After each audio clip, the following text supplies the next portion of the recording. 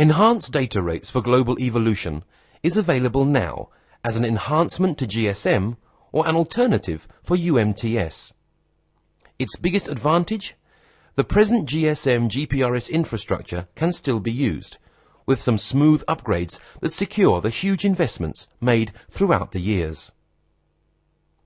The basic concept of EDGE is based on a new modulation type called 8PSK and a bundling of up to all 8 time slots per TDMA frame for one user to provide a higher user bitrate on the existing GSM air interface.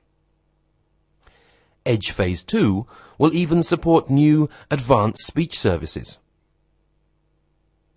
EDGE can be applied to many 2G networks using different frequency ranges identified as public GSM networks and GSM-R, that's non-public GSM for railway control at 876 to 880 and 921 to 925 MHz. Originally, EDGE was also designed to boost IS-136 DAMPs or TDMA.